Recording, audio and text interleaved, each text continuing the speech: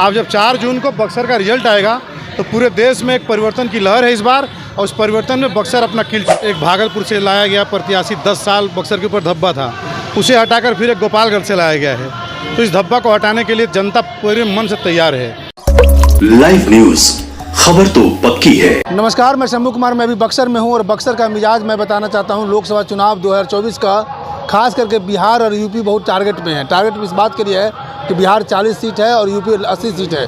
बिहार और यूपी से दिल्ली का रास्ता बनता है, दिल्ली के प्रधानमंत्री बनते हैं। और हमारे साथ आप देख रहे हैं जो कार्यकर्ता हैं, MIM के कार्यकर्ता हैं, और उनसे हम बात करेंगे। सबसे पहला सवाल होगा कि बक्सर का मिजाज क्या है। हालांकि MIM के कार्यकर्ता हैं तो ये अपने फेवर में बात करेंगे, लेकिन कॉमन बात करेंगे। ईमानदारी से बताइएगा कि बक्सर का मिजाज क्या है। देखिए, मीडिया के साथी बहुत बहुत शुक्रिया, आप यहाँ आए हैं और पब्लिक ओपिनियन ले रहे हैं। मैं आपसे गुजारिश करूँगा कि आप देहात में जाइए। देहात के अंदर आपको ओपिनियन मिलेगी कि जनता ने क्या क्या चाह रही है। जनता 10 साल का जो धब्बा था बाहरी का, एक भागलपुर से लाया गया प्रत्याशी 10 साल बक्सर के ऊपर धब्बा था, उसे हटाकर फिर एक गोपालगढ़ से लाया गया है। तो इस धब्बा को हटाने के लिए जनता पूरे मन से तैयार है। और तैयारी में एक अश्विनी चौबे की बात कर रहे हैं, एक मिथिलेश तिवारी की बात कर रहे हैं आप। जी, मैं बता रहा हूँ कि बक्सर के ऊपर जो धब्बा है, जो दाग लगा है, तो दाग धुलने के लिए जनता पूरे मन से तैयार है, बाहरी को भगाने के लिए। तो बाहरी के बाद कोई भी देखता है कि उसका बेटा कौन बेहतर बेटा है, वो जनता देख रही है कि कौन मेरा बेहतर औलाद है, कौन बक्सर के लिए बेहतर काम करेगा, कौन ज़मीनी नेता है, कौन गरीब और मजलूमों की आवाज़ हमेशा बना है और हमेशा बनता रहेगा। उसके लिए बक्सर की जनता तैयार है। इस बार परिवर्तन की ओर बक्सर जा रहा है। परिवर्तन किसका परिवर्तन होगा? बक्सर परिवर्तन की ओर जा रहा है। बक्सर पूरे हिंदुस्तान को मैसेज देने जा रहा है।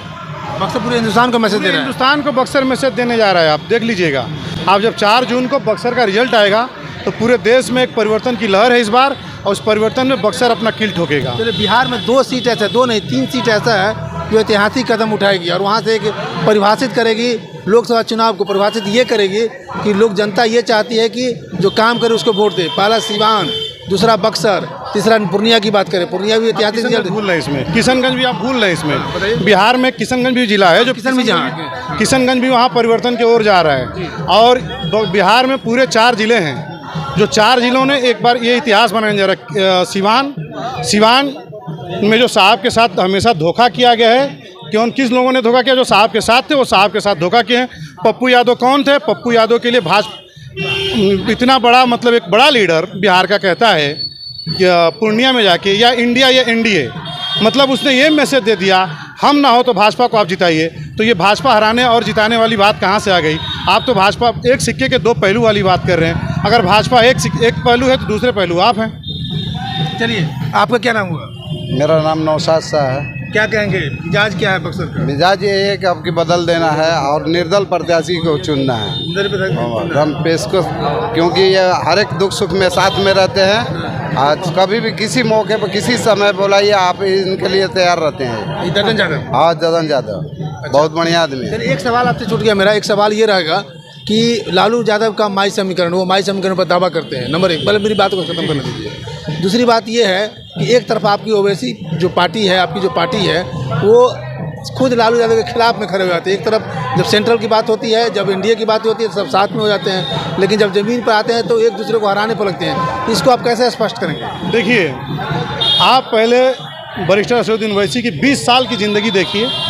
पार्लियामेंट में 20 साल रहे हैं। 20 साल में जो है कि 4 से लेकर 9 तक UPA के साथ रहे हैं। किस लिए साथ रहे? अपने मुद्दे पे साथ रहे हैं, और जो मुद्दा छोड़ेगा उसका साथ नहीं देंगे।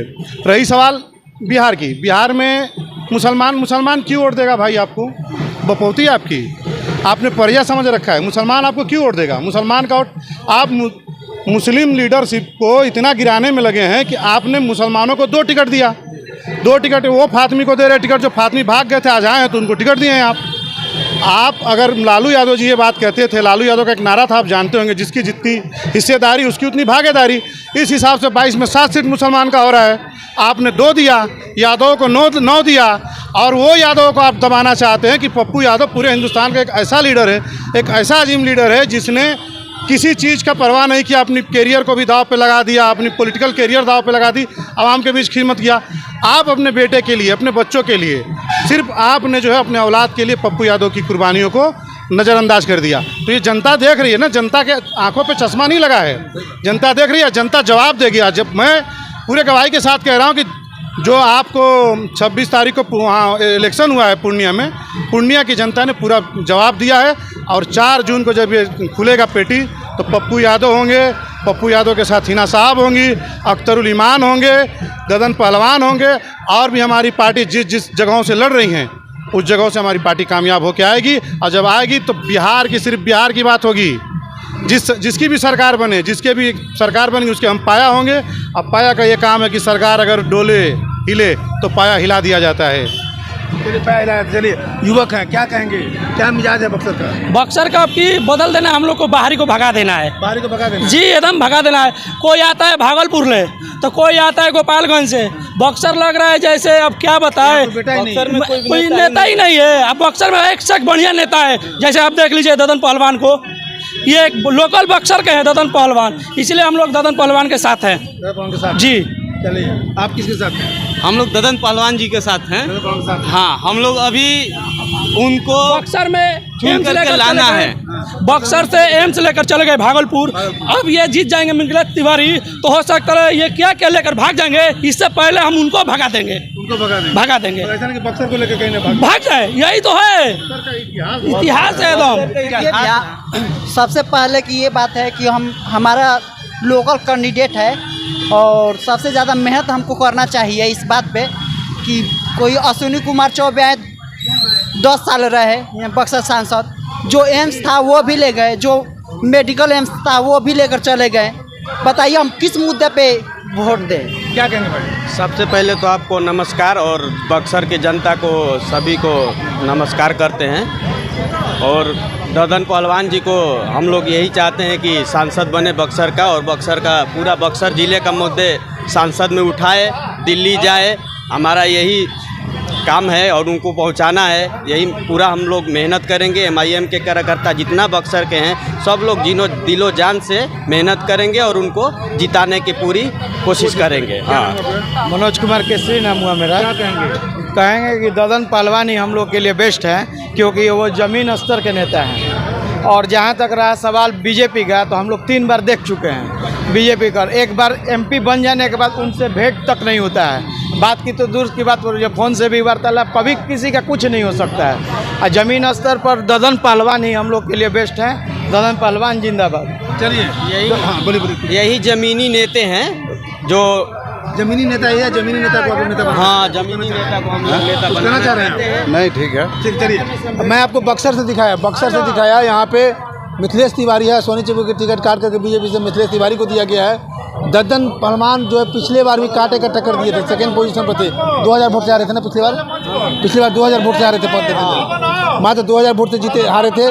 और इस बार ददन पहलवान कांटे का टक्कर दे रहा है। और बिहार का जो रिजल्ट है इस बार 40 सीट पर एक ऐतिहासिक रिजल्ट इस बात को लेकर के होगा कि शायद निर्दलीय उम्मीदवार इस बार अच्छे खासे सीट से जीत रहे हैं। यानी कि हम लोग का जो अंदाज़ा है, हम लोग का जो परसेप्शन है, वो 5-6 सीट तो निर्दलीय उम्मीदवार जीतने की संभावना है। निर्दलीय में हम उस पार्टी को भी लेते हैं जो बसपा का बहुत ज़्यादा जनाधार यहाँ नहीं है, उस पार्टी की भी जीत यहाँ पर जीत रहे। तो मैं आपको बक्सर से दिखाया, लेकिन 4 जून को रिजल्ट आने के बाद पता चलेगा कि बक्सर का मिजाज क्या है। लाइव न्यूज, खबर तो पक्की है।